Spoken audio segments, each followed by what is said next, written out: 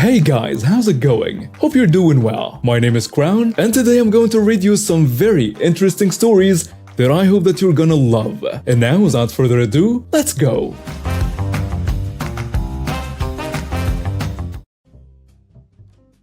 So this happened about 20 years ago. I was working at the customer service desk at a TJ Maxx type store, so an off-price retail store. We used to get a lot of entitled customers in, and while they were on a trip to deal with, I could get most of them to leave happy with little fuss. Now, there was this one older guy, let's call him Adam. Not real name, but close enough. This guy was so entitled that he would park his sports car across 3 parking spots. Yeah, that kind of entitled. That's not all of it. I had seen this guy make hardened managers of 30 years shake in their boots. He had to make a scene every time he was in a store. I got tired of it. One day, he came in and I was working the counter doing returns and layaway. I called back to the office and let the manager who dealt with him last time, and he had made me cry, knowing that he was in a store. Her voice got shaky and asked if I needed her help up there. I told her no. I got this. She came up anyway and stood inside our layaway room, which was right off the customer service desk at the time. He comes storming up and tries to muscle his way in front of a customer who was waiting on a price check. I looked him straight in the eye and glared, telling him, "Adam, I'm with another customer." Now, I am not an imposing figure. I was in my early to mid-20s, 5'10", and weighed about 160 pounds. I'm also very soft-spoken. I don't have a loud voice and rarely ever raise it. He seems taken aback for a moment, probably between the glare and me knowing his actual first name. He quiets down and ends up waiting for a moment. But I can see his entitlement starting to boil like a tea kettle. When it was his turn, he slams a $20 pair of shoes on the counter and demands a discount on them because there is a tiny black scuff on them from someone trying them on. I told him I could take 10% off, so $2. His anger came to a point. He started trying to dress me down, saying that this was outrageous, that our prices are so high and our merchandise was so cheaply made. When he gets done spouting off his nonsense, I say in a raised voice, while giving him my best glare, the one that people call my Neo glare.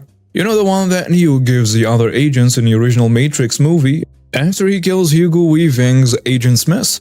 I look him dead in the eye and say, "Adam, we are an off-price retail store, meaning our merchandise is already 50 to 60% off what you will pay in the big stores. You are getting a good deal by getting a $50 to $60 pair of shoes for $18. However, if you want a better deal than this, there is a Salvation Army down the street." He gets this deer-in-the-headlight look and starts gasping like a landed fish. He shakily leaves the shoes on the counter and slowly makes his way out the store. I left the counter feeling slightly bad because he looked like he was about to have a heart attack. I watched him get into his car and just sit for a second before putting his car in drive and leaving. Rather than his usual peeling out of the parking lot, wow, I jumped, being so focused on what had happened and making sure he was gone that I hadn't heard the manager walk up behind me and look over my shoulder. I then looked around and you could hear a pin drop. Most of the customers in the cashier lines were regulars and our usual night cashiers were all staring at me, gobsmacked because I never raised my voice. I just shrugged and said he needed to hear it. And my boss gives me a big hug with tears in her eyes and says thank you, and says she will deal with any potential backlash that ensues. None ever did. Now fast forward about 6 or 7 years. I am no longer working at the retail store and don't work in that town anymore. I was working for a corporate-owned gas station chain and had happened to be sent to help out one around the corner from my old place of business. I hear a car peeling into the parking lot and look up.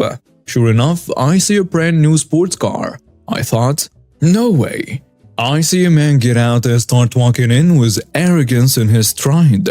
He opens the door and I immediately yell out, "Hi Adam," with a big smile on my face. He stops dead, looks at me, face going white. He abruptly turns and runs back to his car and squeals out of the parking lot. The manager of the gas station looks at me and back out the window and then back at me. What was that? I shrug. I guess I left a bigger impression on him the last time we met than I thought. Some context. Yes, I have gone to the police about this. Yes, some pressing charges. Yes, they have identified him after an appeal to the public. Thank you, Southampton Police.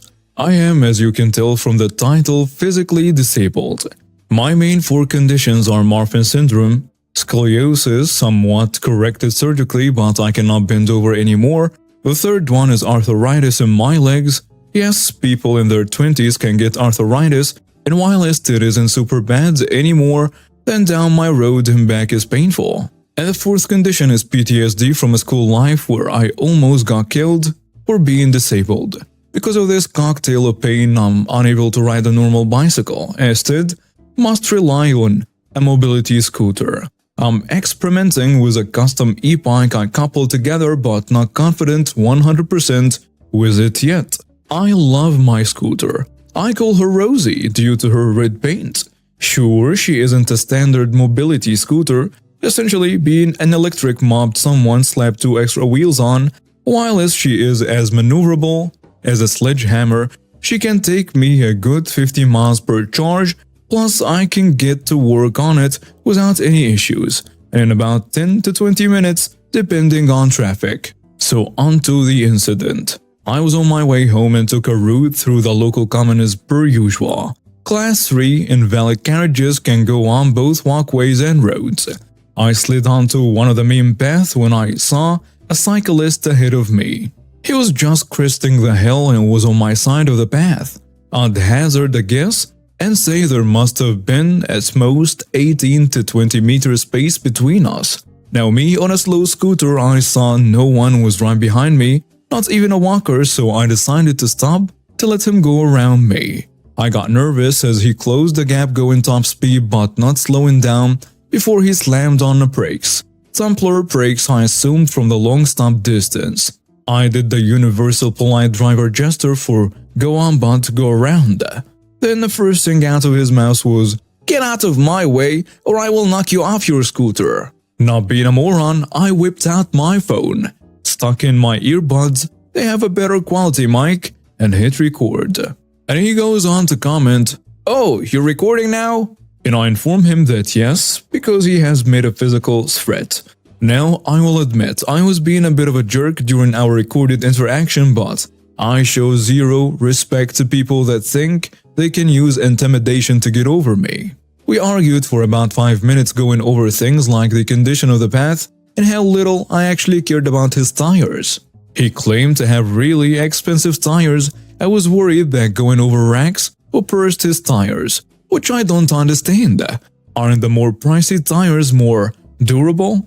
But that also brings up if he's concerned that normal usage of his bike tires will burst him. Why is he cycling then?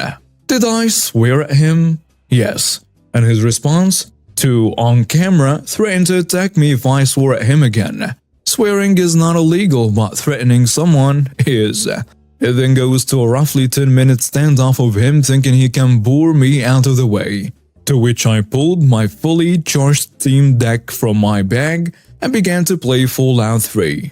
I put my Steam Deck away after I saw him on the phone with the police and shouted from my position from my scooter, "How about you inform them about the fact you threatened me?" This of course annoyed him. We argued some more and I called him an ableist prick, to which he then went up to me and tried to shove me off my scooter and stole my phone. I got up and shouted for him to give me back my phone, to which he said, "Wait, you can walk?" And my response was, "Of course I can walk. I'm on a scooter, not a wheelchair." My blood was running hot and I was just about ready to tackle the guy and show him why it's a bad idea to wear glasses around someone who knows how to give a good headbutt. A stranger then approached as I saw that fat cyclist jerk stopping the recording and trying to delete the recording. Fortunately, I have been able to recover the footage because he's a technologically illiterate jerk. My memory is a bit scarce. From there, my blood was running high and trying to keep my head clear.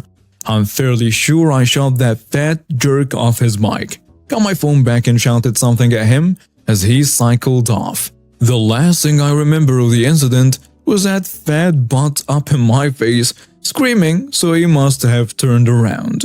This is where the stranger gets involved the second time, shoving him back, yelling at him to get lost. This happened about 12 years ago, and I've always wanted to post it and figured today is perfect. At the time, I had been married to my husband for about 4 years. Quick backstory. My birthday is in mid-December. I had given birth to our second child a few months before my birthday, and our first was born less than 2 years before that. Both pregnancies were difficult, and I had required painful surgery before I could get pregnant both times. I was a stay-at-home mom, and he traveled a lot for work, usually 20+ days per month. I had never been big on birthdays or Valentine's Day for myself, but often went a little overboard for his birthday, which was February 13th, the day before Valentine's Day. So this particular year we didn't have much money, but I was hoping for something heartfelt, maybe a personal and thoughtful card. He was out of town on my birthday and all he did was call to say happy birthday. Okay, that stung a bit, but too busy with baby and toddler to care. Christmas comes and he's been hinting he got me something big and expensive that he's sure I will love. Turns out he got me a microwave. Now yes, we needed one eventually because ours was falling apart, but it wasn't a big need.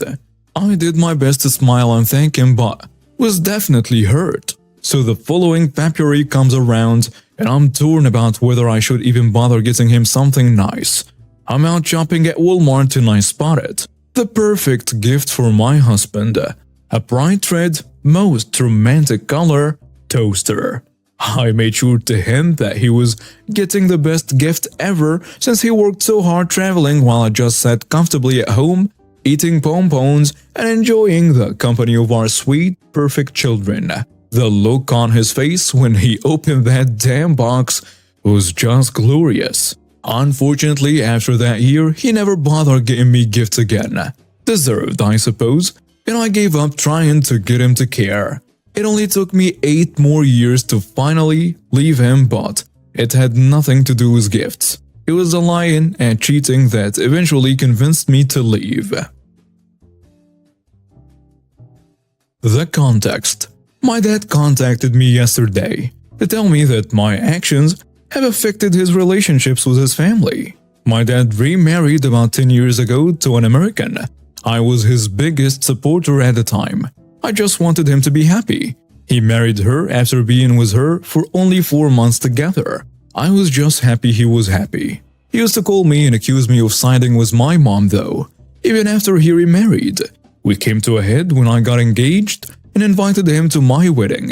He said if my mom was going to be there, he wouldn't attend.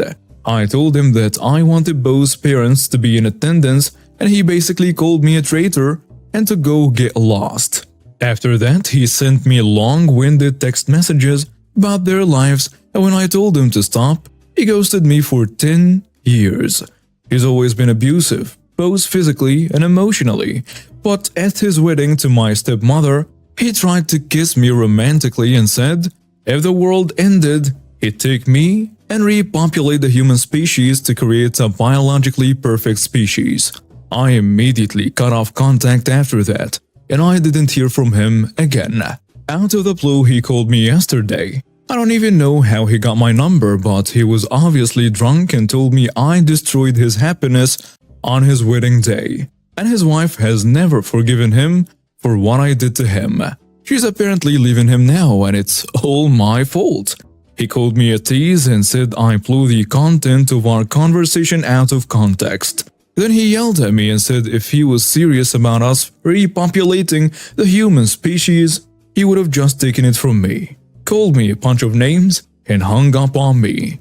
I've been trying to toe the line with him for decades, and I've stood by him after everything he's done to me, and when I finally told him to stop, he threatened my life. So I called ICE on him. He has never gotten his US citizenship even after getting married to my stepmother. Now he's getting his butt deported back to Canada. His wife has a criminal record, so she won't be able to join him. I have destroyed his life and I don't feel bad about it. Join me right now as I await the arrival of my petty revenge. It is my ex's birthday today, and I had always made a very nice Valentine's Day/birthday week extravaganza each year of our 10-year marriage despite his dirtbag ways.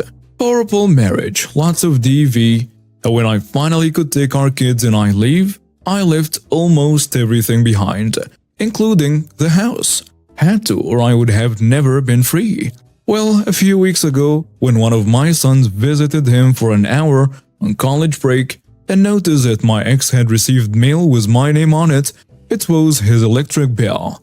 Long story short, he was supposed to have updated accounts into his name, but did not because that would have costed him money. And I somehow failed to notice.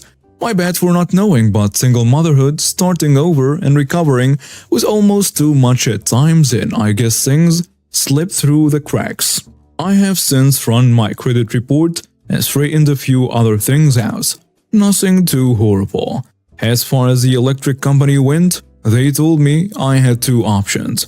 I could notify him and schedule a termination, which would allow him time to come to the office with a deposit and paperwork to start the account over in his name, or I could simply terminate the account at any point without notification, and then suggest that I might want to do so this week as it was the best time in the billing cycle to do so. I thought hard about it.